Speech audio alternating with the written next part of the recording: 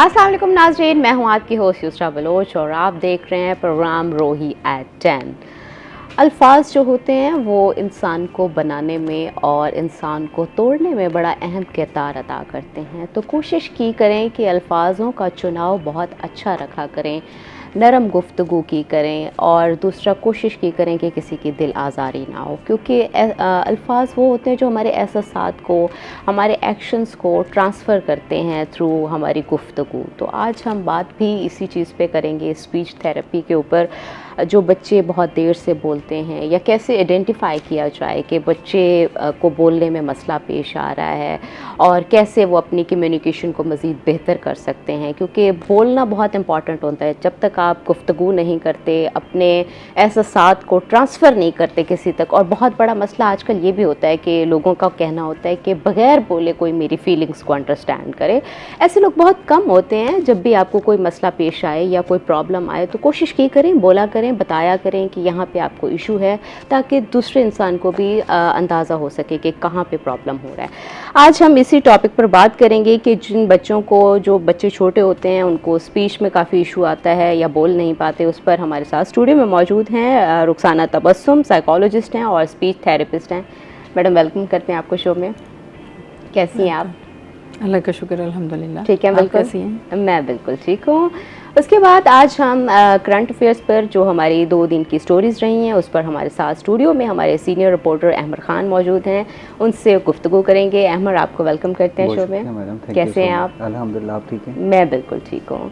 Madam, अच्छा ये बताएं कि सबसे पहले जो बच्चे होते हैं उनको बोलने में ताख़ीर का जो बुनियादी वजूहात होती हैं वो क्या होती हैं, और जो मोस्टली माएँ होती हैं वो आइडेंटिफाई भी नहीं कर पाती, और ख़ासकर जो विलेज के लोग होते हैं उनको तो बिल्कुल भी नहीं पता चलता कि बच्चे के क्या मसाइल हैं क्या नहीं। वो फिर वो एक बड़ा लंबा एक वो चल पड़ता है, पीर बाबों के पास जाना, और मसले मज़ीद वर्स होते जाते हैं।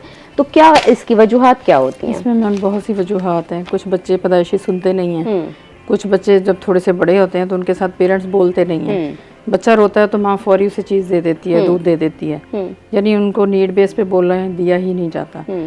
पहले माँ कहती थी कि बच्चा रोएगा तो मैं दूध दूंगी, और कुछ बच्चे दूध दूध दूध मामा मामा बोलते थे। अब माएँ बोले बगैर ही सारा कुछ कर देती हैं। और कुछ बच्चों में न्यूरो डेवलपमेंटल डिसऑर्डर है, जैसे ऑटिज़म है, देर से बोलना है, सीपी बच्चे हैं और डिलेड स्पीच बच्चे हैं। ऐसी बहुत सी वजूहात हैं। कुछ फैमिली हिस्ट्री पॉजिटिव है कि माँ बाप जल्दी नहीं बोलते। कुछ ये है कि माएँ बच्चों के साथ बात नहीं करती, कम्युनिकेशन नहीं करते। माँ बाप दोनों जॉबियंस हैं, तो बच्चे के साथ कोई कम्युनिकेट नहीं कर रहा। बच्चे स्क्रीन देख रहे हैं। आजकल माएँ 6 माह से स्क्रीन लगा देती हैं, जबकि रिकमेंडेड है कि 2 साल तक आपने बच्चे को स्क्रीन नहीं देनी, क्योंकि स्क्रीन एक पैसिव लिसनर है। बच्चा सिर्फ सुन रहा है, उसके साथ बोल नहीं रहा, आंसर नहीं कर रहा। जबकि माँ बाप बच्चे के साथ बोलेंगे तो अपनी ही लैंग्वेज मदर टंग में सिखाएंगे। तो इस वजह से बहुत से बच्चे नहीं बोलते। अच्छा, आजकल ये भी मैडम कल्चर देखने में बड़ा कम हो गया है। हमारे टाइम में ये होता था कि हमें नानी दादी मिलती थी, स्क्रीन नहीं मिलती थी, नानी दादी मिलती थी, वो बड़ी अच्छी स्टोरी टेलर होती थी। जॉइंट फैमिली में बड़ा फ़ायदा था कि दादी नानी झूले में झूला झुला रही हैं, लोरियाँ सुना रही हैं, कलमे सुना रही हैं और बता रही हैं अल्लाह एक है, अल्लाह ऊपर है। आपको बड़ी पॉजिटिव स्टोरीज भी सुनाती थी कि हमने कैसे सरवाइव किया, मुश्किल में हम कैसे आगे बढ़े। तो वहाँ से एक बच्चे के अंदर ये भी सोच डेवलप होती थी कि किस तरह से हमने प्रॉब्लम्स को ओवरकम करना है, उनसे फाइट करना है। लेकिन आजकल वो स्क्रीन जो है उसने रिप्लेस कर दिया। सारा टाइम स्क्रीन ने ले लिया। पेरेंट्स जॉबियंस हैं, वो ज़ाहिर बात नहीं करते, तो मेड साथ होती है। मेड क्या करती है, मेड भी मोबाइल या टीवी ही देख रही होती है। वो पैसिव लिसनर है, तो उसमें फ़ायदा नहीं है। जॉइंट फैमिली का बहुत फ़ायदा था। नानी दादी बात कर रही है, वो नहीं है तो कोई चचा हैं, ताया हैं, चची हैं, वो बातचीत करती हैं, तो बच्चे का कम्युनिकेशन लेवल बढ़ जाता है। तो अच्छा, इसको इम्प्रूव करने के लिए, इसको बेटर करने के लिए जो वालिदैन हैं उनको क्या करना चाहिए? स्क्रीन वाला तो एक प्रॉब्लम है, और दूसरा ये कि अभी हमने फर्दर इसी के साथ ही चलना है, क्योंकि जब टेक्नोलॉजी आती है तो डेफिनेटली उससे पॉजिटिव भी उसके फायदे हैं, नेगेटिव बिल्कुल ऐसे ही है। तो पेरेंट्स को ये करना चाहिए कि बच्चे के साथ बात करें। जॉब पे सपोज दोनों जाते हैं, लेकिन घर आके बच्चे को क्वालिटी ऑफ टाइम दें। बच्चों के साथ खेलें, हाइड एंड सी खेलें, बच्चों के साथ घूमें फिरें, एजुकेशनल टॉयज़ ले दें। बहुत से एजुकेशनल टॉयज़ हैं, फ्लैश कार्ड हैं, स्टोरी टेलिंग है, टॉयज हैं ऐसे जो बोलते हैं, उनके साथ खेलने दिया जाए, छोटी छोटी स्टोरीज सुनाई जाए बच्चों को, छोटे छोटे काम करवा सकते हैं बच्चे से, प्लेट ले आओ, चम्मच ले आओ, कप ले आओ, गिलास ले आओ, आओ पौधों को पानी देते हैं, आओ खेलते हैं, आओ वॉक करते हैं, आओ बाहर चलते हैं, बाहर से सौदा सलफ ले आते हैं, जैसे छोटे बच्चे होते फादर मोस्टली ले जाते हैं, क्या वो दही ले आते हैं, अब आपके लिए टॉफ़ीज़ लेके आते हैं, उसमें बच्चे से कहते हैं कि जाओ ये अंकल को दो 10 रुपीज़, अंकल से को टॉफ़ीज़ दे दो, बच्चे वहीं से लर्निंग स्टार्ट कर देते हैं। लर्निंग स्टार्ट कर देते हैं। ऐसे बहुत सारी स्टोरीज होती हैं, जैसे कि एक मुझे बहुत अच्छी स्टोरी लगती है कि नानी दादी जब कि कोई फ्रूट खिलाया करती थी तो उसकी गुठली को कहती थी जाओ इसको मट्टी में दबा दो, तो वो बच्चे बड़ा गार्डनिंग को उससे लर्न करते थे कि तुम्हारे नाम का यहाँ से प्लांट निकलेगा और पौधा बड़ा होगा, फिर इसको आम लगेंगे, फिर हम दोनों मिलके खाएंगे और बच्चा उससे एक कम्युनिकेशन भी होती थी, एक स्टोरी भी थी उसमें, और ये चीज बच्चे के जहन में बैठ जाती है, फिर वो खुद भी प्लांटिंग करता है कि मैं गुठली लगाऊंगा तो पौधा बनेगा, उससे फिर आम निकलेंगे, फिर हम खाएंगे। उसकी इससे वोकैबुलरी भी बहुत बेटर होती है डेफिनेटली, जब रोज का कोई नया टॉपिक, कुछ नया काम करते हैं। अच्छा, ये काम से रिलेटेड है कि कोई छोटी छोटी एक्टिविटीज करवाई जाएं तो उससे बच्चे लर्न भी करेंगे और कम्युनिकेशन भी उनकी बेटर होगी। जैसे हम पहले घर में लूडो खेलते थे, ताश खेलते थे, बहुत से गेम से ऐसे हम खुद ही खेलते थे, लेकिन आजकल के बच्चे नहीं खेलते, वो गेम भी मोबाइल पे खेल रहे हैं, स्क्रॉलिंग भी उसी पे कर रहे हैं, तो उनकी ये वाली एक्टिविटीज़ नहीं रही। तो ये पेरेंट्स को चाहिए कि ऐसी एक्टिविटीज़ दें, दोबारा से पुराने पाकिस्तान में आए, वही सारी गेम्स खिलाएं बच्चों को, ताकि बच्चों का एक्सपोजर बढ़े। वैसे इसमें कोई बुराई भी नहीं है कि अगर कोई पुरानी चीज़ें बहुत अच्छी थी तो उनको अडॉप्ट कर लेना चाहिए, टेक्नोलॉजी में कुछ अच्छा है तो उसको अडॉप्ट कर लेना चाहिए। तो लेकिन आजकल जो अच्छा एक सोसाइटी पे ये भी बहुत बड़ा बैरियर है कि जिस तरफ पूरी सोसाइटी जा रही होती है तो लोग पॉजिटिव चीज़ को नहीं देखते, उसी तरफ चल पड़ते हैं, नेगेटिव भी है तो उधर ही चल पड़ते हैं। लेकिन पेरेंट्स को चाहिए हर चीज़ के पॉजिटिव नेगेटिव पहलू बताएं, स्क्रीन देखने के ये फ़वाइद हैं और ये नुकसान हैं, ताकि बच्चे को पता हो। आजकल ये होता है कि बच्चे गलती करते हैं तो पेरेंट्स कहते हैं कि नहीं यूँ नहीं करना, यूँ नहीं करना, पहले नेगेटिव पॉजिटिव पहलू बताएं, फिर अगर बच्चा गलती करता है तो उसको करने दें। जैसे हम कहते हैं कि गिलास टूट जाएगा, गिलास टूटा हुआ पास नहीं जाना, एक दफ़ा कोई चीज़ बच्चे को लग जाए, वो कहता हाई सुई लग गई, कांच लग गया, तो गलती करने देनी चाहिए, गलती से बच्चे सीखते हैं। अच्छा, दूसरा मैडम ये भी बताएं कि किस उम्र में वालिदैन को तशवीश होनी चाहिए कि हमारा बच्चा 2 से 3 साल नहीं बोल रहा तो हमें अब सोचना चाहिए। 1 साल में बच्चा बेबलिंग स्टार्ट कर देता है, बब बब बब मम्मा मम्मा, और उसके बाद विद इन ईयर बच्चा 5 से 10 अल्फाज बोलता है, मामा बाबा काका दादा दूधू। 2 साल तक बच्चा 50 वर्ड सिंगल बोल लेता है, और छोटे छोटे जुमले बना लेता है, रोटी दो, पानी दो, आ जाओ, मामा दूधू, मामा पानी, दे दे, रख दो, उठा दो, क्योंकि जो वर्ड माँ बाप बोलते हैं बच्चे वही रेपिटेशन करते हैं और रेपिटेशन में ही सीखते हैं। रिकमेंडेड है कि जो बच्चों को अपने वर्ड देना है 40 टाइम माँ रिपीट करे। ओके, अच्छा। जी, बच्चा कार चला रहा है, माँ के ये कार है, ये रेड कार है, कार कैसे चलती है, पीप पीप पीप पीप पीप पीप, बच्चा उसको रिपीट करेगा तो बच्चा सीखेगा। तो हमारे माओ के पास टाइम ही नहीं है कि वो उसके साथ खेलें, टाइम रेपिटेशन।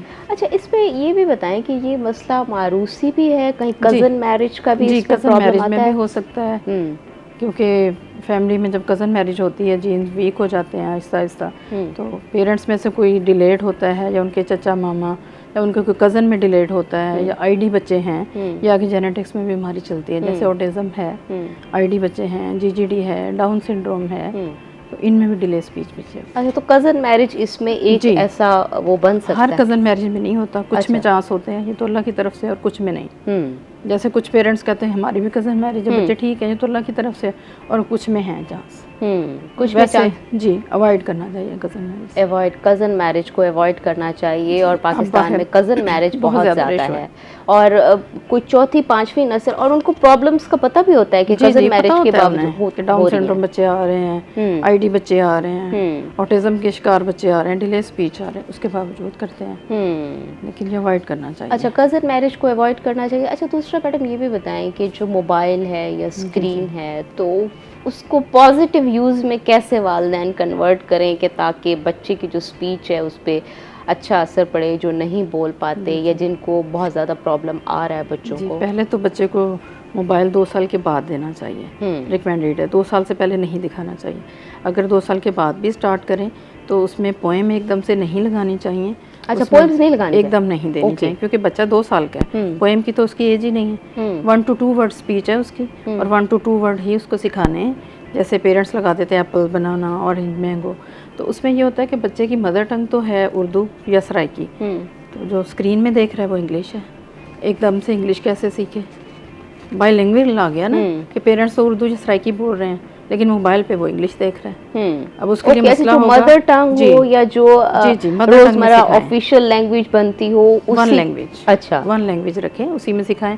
बच्चा स्कूल जाएगा तो उर्दू भी सीखेगा, इंग्लिश भी सीखेगा। लेकिन जब बच्चा कंफ्यूज हो जाता है, माँ बाप तो उर्दू बोल रहे हैं या सराइकी बोल रहे हैं, जब मोबाइल देखता है तो उसमें for apple, B for banana, तो बच्चा कंफ्यूज हो जाता है। अच्छा, नहीं मैडम, ये भी तो देखने को मिलता है कि आजकल के जो वालिदैन हैं वो अगर उनकी मदर टंग सराइकी है तो अनफॉर्चुनेटली दुनिया में अब 6000 ज़बानें रह गई हैं, पहले 6400 के करीब ज़बानें थी, तो अभी वो उर्दू सिखाते हैं या इंग्लिश सिखाते हैं, मदर टंग नहीं सिखाते, खुद वो अपनी जो उनकी नेटिव लैंग्वेज होती है उसमें बातचीत कर रहे होते हैं। तो वो बच्चे को कोशिश करते हैं कि ट्रेंड्स जो चल रहे होते हैं कि उर्दू से एक सो कॉल्ड हमारा है कि उर्दू भी बहुत ज़बानें सारी बहुत ही खूबसूरत होती हैं, लेकिन एक ये कॉन्सेप्ट होता है हम उर्दू बोलेंगे या इंग्लिश बोलेंगे तो हम थोड़े से मॉडर्न, थोड़े से अच्छे लगेंगे, अगर सराइकी बोलेंगे तो शायद हम अच्छे नहीं लगेंगे, या पंजाबी बोलेंगे, तो वो बच्चे को नहीं सिखाते और खुद वो उसी लैंग्वेज में। जबकि बच्चे को सिखानी चाहिए, बच्चे को मदर टंग भी आनी चाहिए, उर्दू भी, इंग्लिश भी, लेकिन जब छोटा बच्चा है, लर्निंग का प्रोसेस है, तब वन लैंग्वेज हो, तब जो घर में बोलें वही मोबाइल पे हो। इवन हमारे तो पेरेंट्स या बच्चों के पेरेंट्स जो हैं वो कार्टून दिखाते हैं, डोरेमीन है, हिंदी है, बच्चे सीख रहे होते हैं विश्वास जी, और सीन को शीन बोल रहे हैं। आजकल तो एक कोई तोतले कार्टून भी आए हुए हैं, गट्टू बट्टू।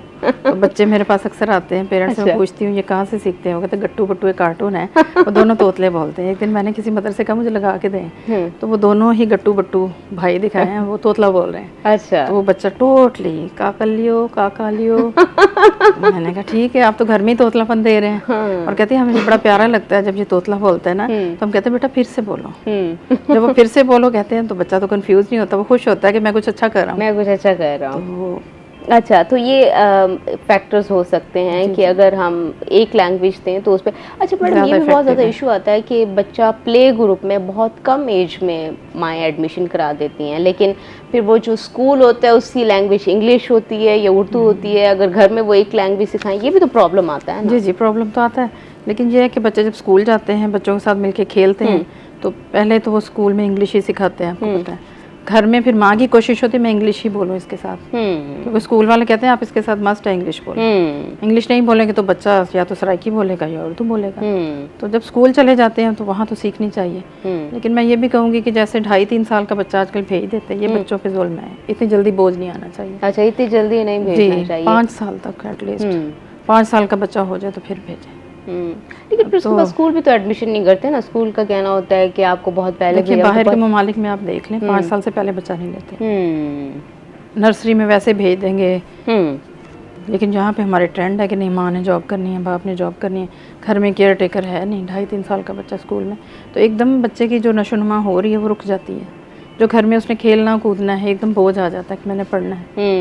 तो ये भी थोड़ा देखना चाहिए, ये भी देखना चाहिए कि 2.5 साल की एज में बच्चे को नहीं मैं। अच्छा मैडम, कोई छोटी छोटी एक्टिविटी भी बताएं कि जहाँ से पता चले कि जो बच्चा है उसकी जो कम्युनिकेशन स्किल्स हैं वहाँ से वो इम्प्रूव कर सके, कोई ऐसी एक्टिविटी हो जहाँ से माएँ सीख सकें कि हमें बच्चे की बात कर रही हैं, किस एज के बच्चे का देखना चाहिए हमें? आफ्टर बर्थ कह रही हैं? नहीं, जब जैसे बच्चा बोलना थोड़ा थोड़ा स्टार्ट कर रहा होता है तो कौन सी उसमें हमें ये देखना चाहिए कि क्या बच्चा, हम उससे पूछते हैं कि पानी ले आओ तो वो लाता है कि नहीं, हमारी कमांड फॉलो करता है कि नहीं, या सिर्फ पॉइंटिंग करता है। कुछ बच्चे होते हैं साइन लैंग्वेज यूज़ करते हैं, माँ को उठाया पकड़ के ले गए किचन में ले गए तो मुझे पानी पीना है, साइन लैंग्वेज यूज़ कर रहे हैं, तो माँ को चाहिए वहाँ गए, अच्छा आपने पानी पीना है, अच्छा गिलास उठाओ और मैं तुम्हें पानी देती हूँ। अगर बच्चा फ्रिज खोलता है उसे दूध पीना है तो वो भी इशारे हैं उसके, तो तब माँ को समझना चाहिए कि बच्चा बोल नहीं रहा, वो साइन लैंग्वेज यूज़ कर रहा है, तो उनके लिए माँ को परेशान होना चाहिए। 2 से 3 साल में माँ को स्पीच थेरेपी ले लेनी चाहिए। अच्छा, या खुद बोलें, खुद मेहनत करें, हर बात बोलें, बोल बोल के बात करें। आपके बाबा आ गए हैं, वो देखो कौवा है, वो देखो चिड़िया है, ये कप है, ये गिलास है, ये टेबल है। घर की चीज़ों से हम स्टार्ट कर लेते हैं, बेडरूम से। पहले तो बच्चे के फेस से मिरर दिखा के कहते हैं touch your nose, touch your eyes, bye bye करें, क्लैपिंग करें। ये रिसेप्टिव लैंग्वेज है। हम ये देखेंगे कि बच्चा रिसीव कर रहा है, अगर रिसीव ही नहीं कर रहा तो एक्सप्रेस कैसे करेगा?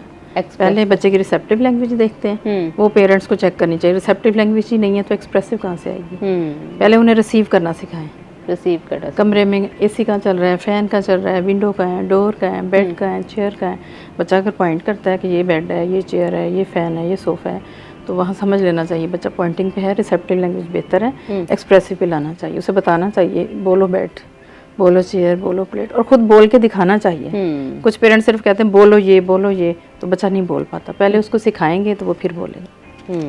अच्छा, वोकैबुलरी बढ़ानी चाहिए बच्चे की। ओके, अच्छा फिर मैडम ये भी थोड़ा सा बताएं कि जो लड़कियां होती हैं या लड़के होते हैं, जी। तो उनकी कोई स्पीच में कोई फ़र्क होता है? कोई लड़का अगर जल्दी बोलता है या लड़की देर से बोलती है या लड़की जल्दी बोलती है? जी, मोस्टली यही होता है कि लड़कियां जल्दी बोलती हैं, अच्छा, लड़के देर से। लेकिन ये कोई हार्ड एंड फास्ट रूल नहीं है। अच्छा, कुछ केसेस में लड़के भी जल्दी बोलते हैं, लड़कियां कम लेट बोलती हैं।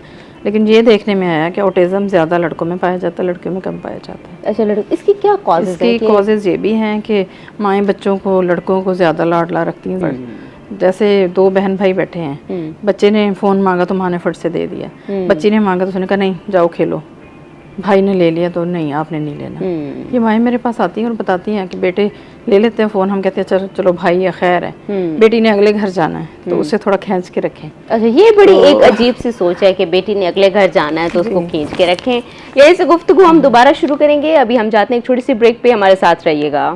वेलकम बैक नाज़रीन। इससे पहले हम स्पीच के ऊपर जो बच्चों को इश्यूज आते हैं उनके ऊपर डिस्कशन कर रहे थे। हमारे साथ एक कॉलर लाइन पर हैं, उनको ले लेते हैं। अस्सलाम वालेकुम।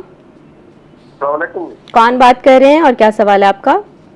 जी, दादा से बोल रहा हूँ। मेरा सवाल ये है कि मेरी पोती है तकरीबन 2.5 साल की,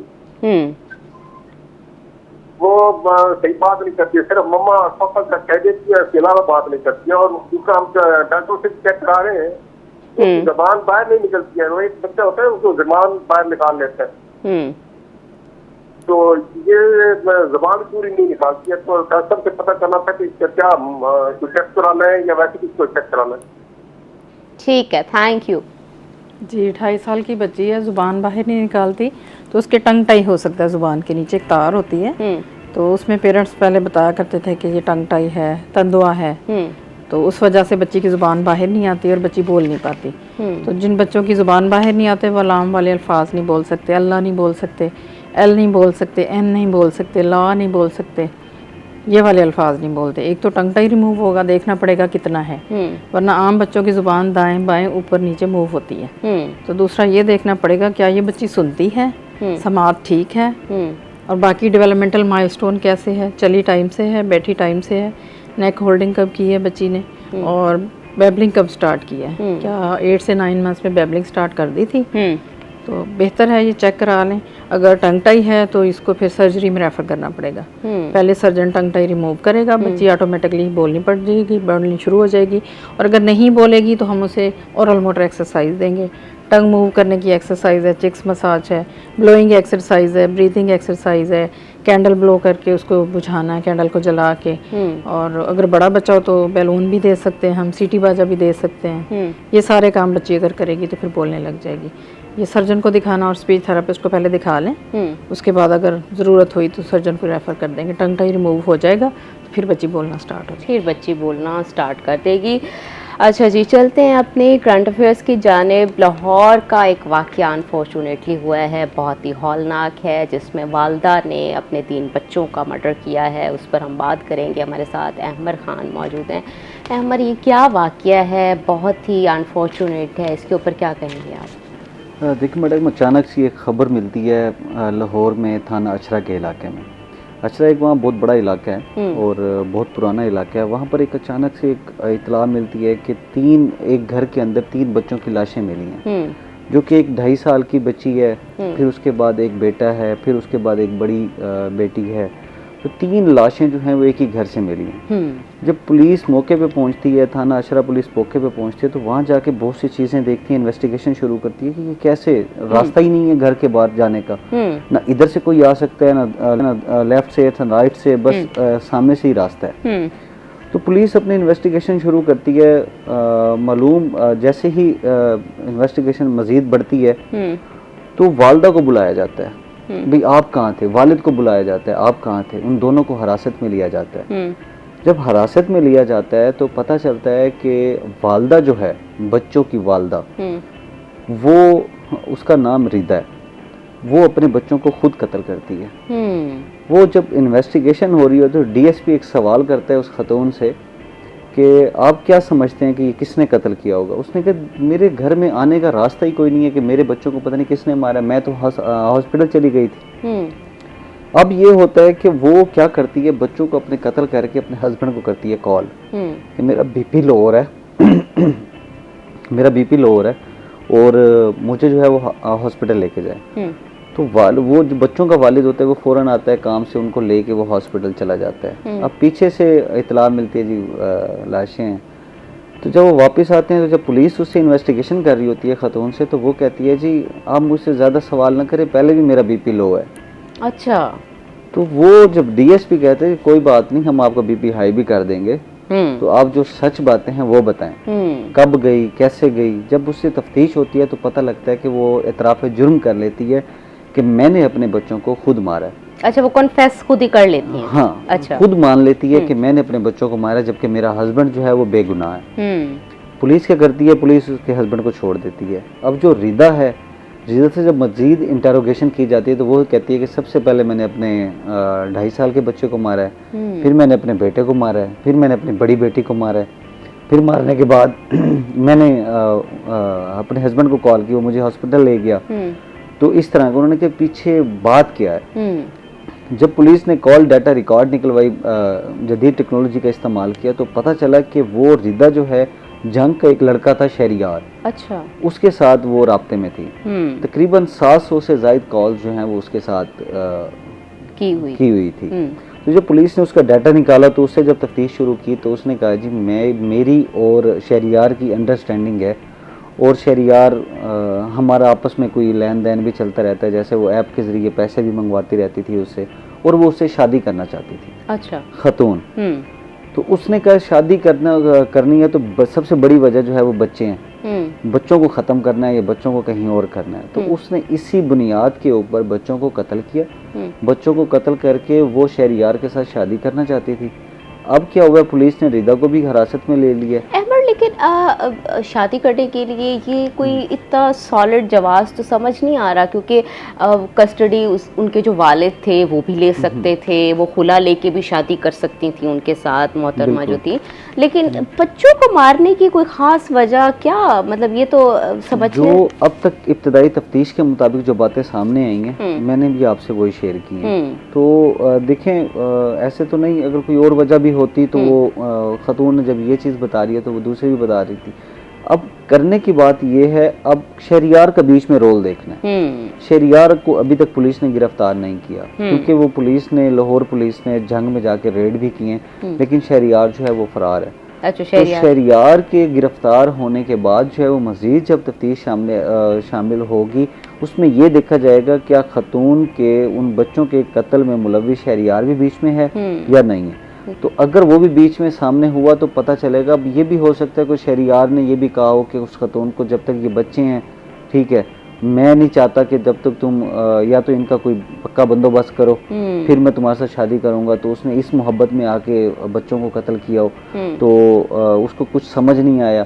तो कहने की बात यह है कि एक वालदा जो कि अपने बच्चों की किसी भी जा के नौयत पे, चाहे बच्चे बुरे होते हैं या कुछ भी होते हैं, कि वो संभाल रही होती है वालदा।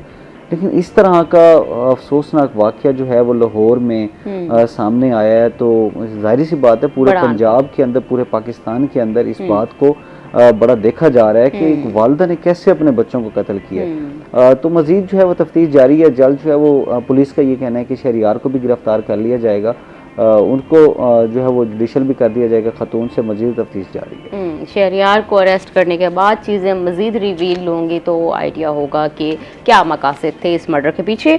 अच्छा, दूसरा, बखर के रवाई इलाके में बस्ती चांडिया में ज़मीन के दरीना तनाज़े के ऊपर भी कोई तसादम हुआ है, जिसके नतीजे में 5 अफराद जो हैं अनफॉर्चुनेटली वो भी जान की बाजी हार गए, जबकि 3 शदीद ज़ख्मी हैं। ये क्या तनाज़ा है, क्या इशू क्या था इसके ऊपर, जो ज़मीन का तनाज़ा? ये जो बस्ती चांडिया में वक़ुआ सामने आया है, तो इसमें 1 साल कबल इनका ज़मीन का तनाज़ा शुरू होता है। तो दो पार्टियां थी, वो कहते हैं कि हैं भी आपस में रिश्तेदार, वो कहते जी हमारी ज़मीन है, वो कहते हैं हमारी ज़मीन है। अब बैठ के फैसला हल भी हो सकता था।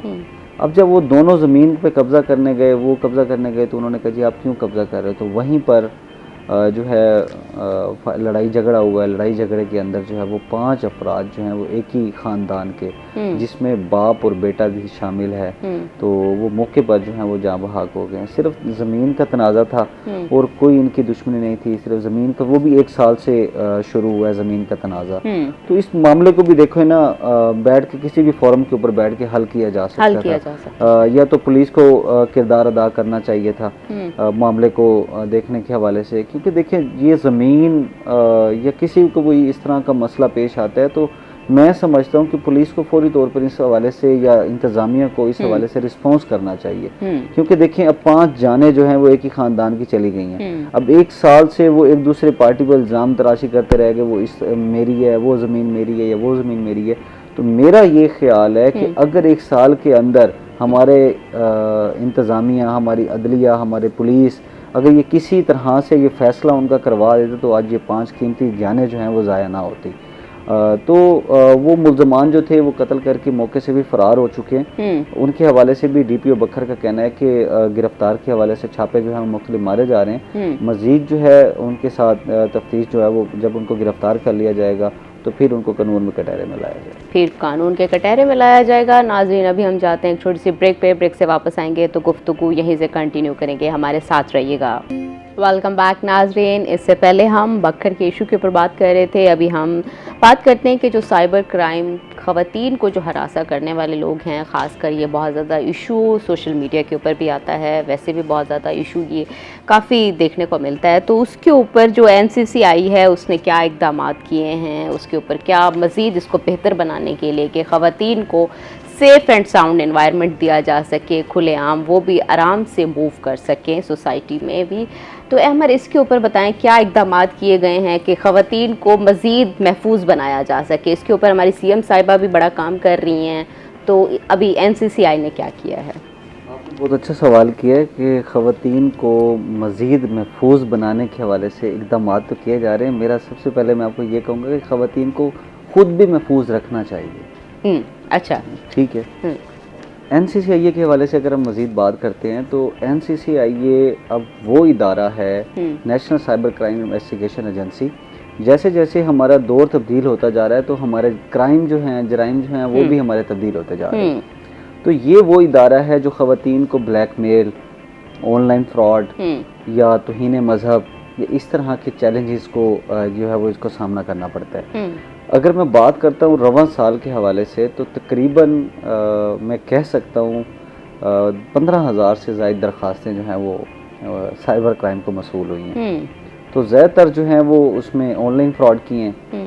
फिर आ जाती है 40% जो है ख़वातीन को ब्लैकमेल या हरासा करने के हवाले से, और 10 से 15% जो है आ जाती हैं तौहीन मज़हब के हवाले से।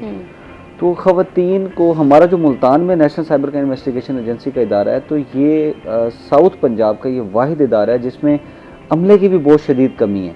अच्छा। ख़वातीन को इंसाफ इस तरह से दिया जाता है कि कोई भी अगर ख़वातीन हरासा, कोई आपको लड़का कोई हरासा कर रहा है या सोशल मीडिया पे आपकी कोई तस्वीर चला रहा है, तो उस पर अगर ख़वातीन को पता चल जाता है वो डरे नहीं, वो जाके साइबर क्राइम में कंप्लेन करें, उनके खिलाफ दरख्वास्त दें, और उसका नाम जो है वो खुफिया रखा जाता है कि आपकी दरख्वास्त किसने दी है, उसका नाम नहीं बताया जाता, तो उसके खिलाफ फौरी तौर पे एक्शन लिया जाता है। अब हमें जो है वो इस तरह से बहुत से मुश्किलात का सामना जो है वो करना पड़ता है। National cyber crime investigation agency के पास नफरी काम है। अच्छा। और पूरा जनूबी पंजाब का सिर्फ एक ही इदारा मुल्तान में है, जो कि भावलपुर, DG खान, मुल्तान और रहीम यार खान, दूर दराज से जो लोग हैं वो यहाँ पर आके, खानेवाल, विहाड़ी, तो यहाँ पर आके ना कंप्लेन अपनी दर्ज करवा रहे होते हैं। जो कि यहाँ पर आते हैं तो उनको घंटों इंतज़ार भी करना पड़ता है, और जिस दिन आते हैं आगे कभी वो कोर्ट होते हैं, कभी वो कहीं रेड पे गए होते हैं, तो उनसे मुलाकात नहीं हो पाती, तो उनको काफ़ी मुश्किलात जो हैं वो साइलिन को पेश आती हैं। तो मैं तो ये भी कहूँगा कि इस नेशनल क्राइम इन्वेस्टिगेशन एजेंसी को हर डिवीज़न की सतह पर हर डिस्ट्रिक्ट के हवाले से वहाँ पर एक इसका थाना बनाया जाए, ताकि ख़वातीन को या ऑनलाइन फ्रॉड या तौहीन मज़हब के जो केस होते हैं उनको फौरी तौर पर जो है वो उनकी दरख्वास्तें लेकर उन पर अमली इक़दाम जो हैं वो भी शुरू किया जाए। बाकी ख़वातीन के हवाले से अगर इस तरह के कोई केसेस ख़वातीन को दरपेश मसाइल का सामना है तो फौरी तौर पर डरे नहीं, ना ही उस बात को छुपाएं, ना ही आपको ब्लैकमेल होने की ज़रूरत है। आप फौरी आपके लिए ये ख़वातीन के लिए स्पेशली तौर पर इदारा बनाया गया ताकि उस मुलजिम को गिरफ्तार करके कैफ़े किरदार तक पहुँचाया जाए। और इसका एक और आपको बताऊँ, इसका जो FIR होती है उसकी बेल भी नहीं होती, नॉन बेलेबल होता है और उसके खिलाफ जो है जब तक वो मुद्दई उसको माफ़ नहीं करता तो वो उसका बाहर आना नामुमकिन होता है। तो सबसे पहले ख़वातीन को अपने आप को महफूज रखना चाहिए। अगर किसी का मोबाइल हैक हो जाता है या कुछ भी इस तरह से कोई ब्लैकमेल करता है तो मैं ये समझता हूँ कि ख़वातीन को बजाय घर चुप करके बैठने के, ब्लैकमेल होने के, तो आप उनसे रब्ता करें, आप उनको जाके दरख्वास्त दें, वो आपको इंसाफ देंगे। वो आपको इंसाफ देंगे। आपको बिल्कुल भी डरने की ज़रूरत नहीं है। अगर इस किस्म के कोई स्कैम है, ऑनलाइन फ्रॉड है या आपको किसी भी पिक्चर के ऊपर, वीडियो के ऊपर हरासा किया जा रहा है तो कोशिश करें कि NCCI से रब्ता करें, अपनी दरख्वास्त दायर करें। अच्छा मैडम, ये थोड़ा है कि क्या ये जो बच्चों की जो माएँ होती हैं उनके बोलने से पहले ही उनकी जो भी कोई ऑर्डर होता है वो समझ के वो खुद ही पूरा करके दे देती हैं, तो ये भी एक बहुत बड़ी हर्डल है स्पीच के अंदर कि बच्चे को पॉइंट करना देना चाहिए या बोलना चाहिए। पानी ना बोले पा बोल दे, दूध ना बोले ऊ बोल दे, दू बोल दे, बाहर के लिए कुछ वर्ड बोल दे, फिर माँ को कहना चाहिए कि आओ बाहर चलते हैं, आओ पानी देती हूँ, आओ दूध देती हूँ। माएँ जब बच्चे का वैसे इशारा ही समझ लेती हैं, खुद ही दे देती हैं। बहुत सी माएँ बच्चा हल्का सा रोता है जो टाइम देख लेती हैं, 2 घंटे हो गए दूध दे दूँ, 2 घंटे हो गए इसको ब्रेड दे दूँ, 2 घंटे हो गए इसको फ्रूट दे दूँ, तो बच्चा नहीं बोलता। जब माएँ नहीं देंगी चीज़ तो बच्चा खुद ही बोलेगा। अच्छा मैडम, ये भी बताएं कि जो स्पीच थेरेपी होती है उसका दुरानिया कितना होता है और उसको कब शुरू किया जाए? एक तो 2 से 3 साल में बच्चा नहीं बोलता तो स्पीच थेरेपी के लिए वर्डिक्ट होना चाहिए और स्पीच थेरेपिस्ट को दिखाना चाहिए। और ये बच्चे के डिसऑर्डर पे डिपेंड करता है। डिलेड स्पीच है तो वो बच्चा 3 से 6 माह में बोलने लग जाएगा। और अगर बच्चा को आर्टिकुलेशन या स्टैमरिंग है तो उसको भी 6 माह तक लग सकते हैं, साल भी लग सकता है।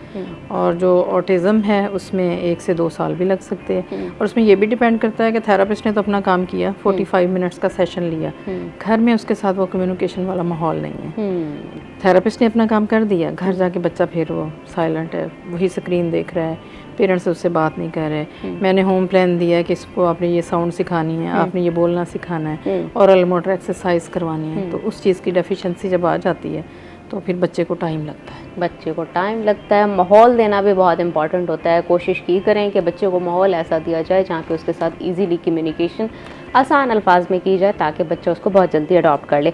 अच्छा मैडम, इस तरफ आते हैं, ये हकलाने का जो इशू है ये भी बहुत सारे बच्चों में हम देखते हैं कि ये क्या बीमारी है, इसके पीछे क्या वजूहात क्या हैं और ये क्यों बच्चों में आती है? न्यूरो डेवलपमेंटल डिसऑर्डर है।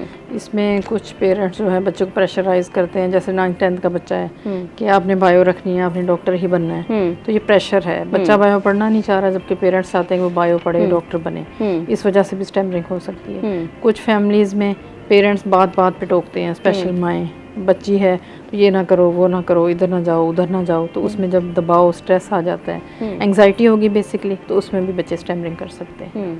तो अच्छा, तो ये इसके पीछे कोई ये भी फैमिली हिस्ट्री का भी कोई इशू होता है? फैमिली हिस्ट्री भी हो सकती है। पेरेंट्स में से कोई स्टैमर करता है, उनके कज़न कोई भी हैं वो स्टैमर करते हैं, बहन भाई स्टैमर करते हैं, तो बच्चे मॉडलिंग के तौर पे लेते हैं। बड़ा भाई स्टैमर कर रहा तो छोटा भाई उसकी कॉपी करेगा तो वो भी स्टैमरिंग में आ जाएगा। फैमिली हिस्ट्री पॉजिटिव होने की वजह से स्टैमरिंग हो सकती है।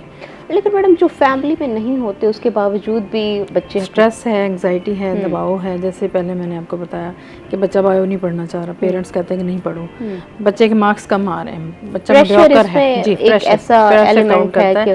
प्रेशर के बाद बच्चे को एंग्जाइटी हो जाती है, एंग्जाइटी के बाद उसे स्टैमरिंग होती है। एक बच्चा फर्स्ट नहीं आता, पेरेंट्स कहते नहीं जी तुमने फर्स्ट ही आना है, तो बेसिकली एंग्जाइटी होगी तो स्टैमरिंग स्टार्ट हो जाएगी। पेरेंट्स को समझना चाहिए हर बच्चा इंडिविजुअल है, हर बच्चे का जहन अलग है, IQ टेस्ट करवाएंगे तो पता चलेगा किसका जहन कितना है, तो उसको उसकी एबिलिटी के मुताबिक ही डील करना चाहिए। अच्छा, बच्चे को ये भी सुनना बड़ा मसला है चाहिए। कि वालिदैन अपने जो अधूरे ख्वाब होते हैं, ख्वाहिशात होती हैं, वो बच्चों पे इम्पोज करते हैं कि आपने ये बनना है, नहीं, ये नहीं आपने करना डॉक्टर बनना है, CSP बनना है। अब बच्चा आपका आर्टिस्ट बनना चाहता हो नहीं, तो डेफिनेटली वो जो बच्चे का इंटरेस्ट हो उसे उसी फील्ड में जाने देना उससे उसी फील्ड में जाने दें। ये जबरदस्ती बड़ी नहीं, ज्यादती होती है कि पेरेंट्स जबरदस्ती जो नहीं करनी अपने चाहिए। अधूरे ख्वाब होते हैं वो बच्चों पर लगा देते हैं कि आपने इनको पूरा करना है।